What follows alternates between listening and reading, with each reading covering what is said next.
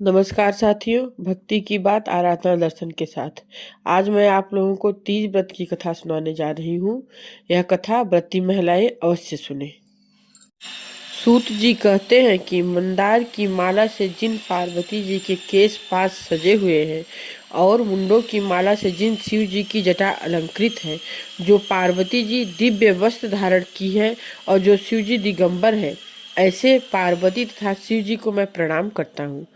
रमणी कैलाश पर्वत के शिखर पर बैठी हुई श्री पार्वती जी कहती हैं, हे महेश्वर, हमको गुप्त पूजन या व्रत बतलाइए जो सब धर्मों में सरल हो, जिसमें मेहनत भी कम हो लेकिन फल अधिक मिले।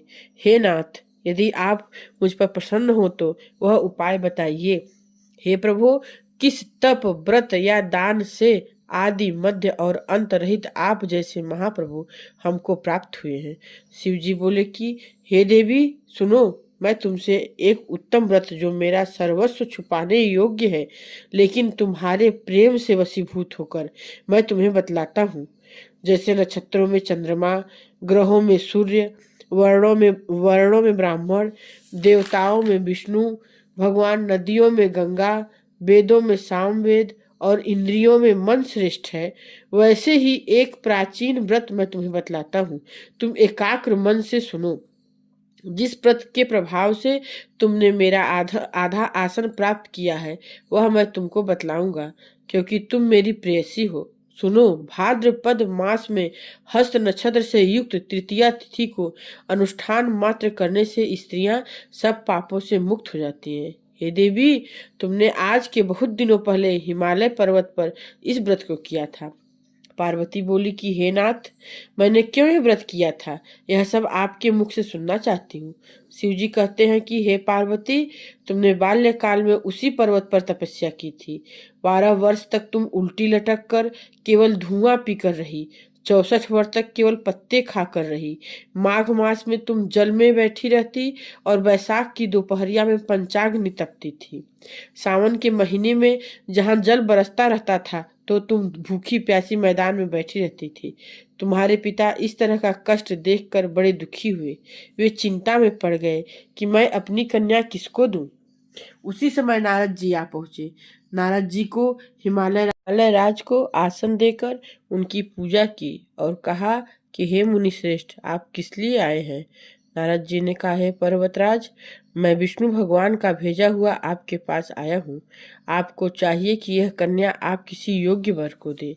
भगवान विष्णु के समान योग्य वर ब्रह्मा, इंद्र और शिव इनमें से कोई नहीं है। इसलिए मैं यही कहूँगा कि आप अपनी कन्या भगवान विष्णु को ही देवें। हिमवान ने कहा, भगवान विष्णु स्वयं मेरी कन्या ले रहे हैं और आप संदेश लेकर आए हैं, तो मैं अपनी कन्या उन्हें दूंगा।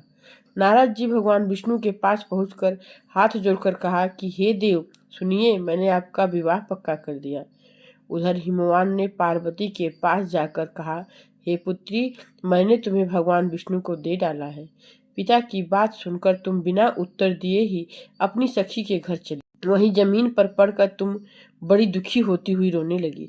तुमको इस तरह रोते हुए देखकर एक सखी तुम्हारे पास आकर बोली कि तुम क्यों इतना दुखी हो, कारण बताओ, मैं उसको पूरा करने की कोशिश करूंगी। पार्वती बोली, मैं एकमात्र शिव जी को अपना पति बनाना चाहती हूँ।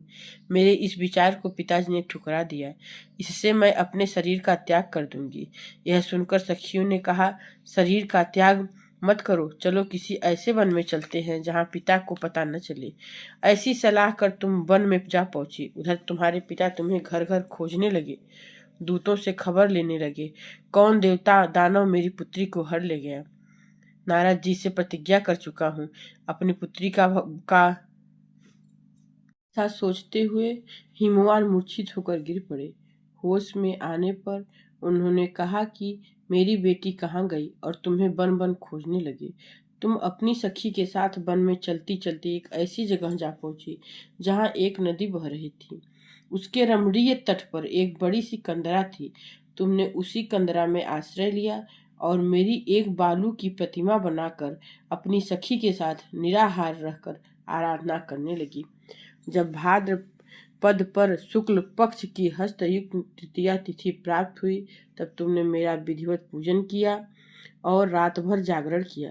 उस व्रत के प्रभाव से मेरा आसन डगमगा उठा, जिससे मैं वहां उस स्थान पर जा पहुंचा। वहां पहुंचकर मैंने कहा कि मैं तुम पर प्रसन्न हूँ, बोलो क्या चाहती हो तुम। तुमने कहा कि आप अगर मेरे ऊपर प्रसन्न हैं तो मेरे पति बने। तथास्तु, ऐसा कहकर मैं वहां से वापस आ गया। तुमने वह प्रतिमा नदी में प्रवाहित कर दिया, सखी के साथ व्रत का पारण किया और तुम्हें खोजते खोजते हिमवान भी वहां पहुंच गए। तुम्हें देखकर रोने लगे और पूछा कि पुत्री, तुम वन में क्यों चली आई। पार्वती जी ने कहा कि हे पिताजी, मैंने अपने आप को शिव जी के हाथों सौंप दिया है। आपने मेरी बात टाल दी, इसलिए मैं यहाँ चली आई। हिमवान ने कहा, हे पुत्री, तुम्हारी इच्छा के विरुद्ध कुछ नहीं करूँगा और तुम्हारा विवाह मेरे साथ कर दिया। तुम्हें सखियां हर ले गई थी, इसी से इस व्रत का नाम हरतालिका पड़ा। दूध पीने से सापिन और मांसाहार करने से बाघिन तथा दही खाने से बिल्ली, मिठाई खाने से चींटी और सब खाने से मक्खी होती हैं। उस रोज सोने से अजगरी और पति को धोखा देने से मुर्गी होती हैं। इसलिए हर स्त्रियों को यह व्रत अवश्य करना चाहिए तथा दूसरे दिन किसी पात्र में अन्न भरकर ब्राह्मण को अपने सामर्थ्य अनुसार दान देकर इस व्रत का पारण करना चाहिए। उम्मीद करती हूँ आपको मेरी कहानी अच्छी लगी होगी। वीडियो पूरा देखने के लिए आपका बहुत बहुत धन्यवाद। इस तरह की और कहानियाँ जानने के लिए जुड़े हमारे चैनल आराधना दर्शन से। चैनल को सब्सक्राइब कीजिए, लाइक कीजिए और वीडियो को शेयर अवश्य कीजिए। एक बार मेरे चैनल पर विजिट करें। धन्यवाद।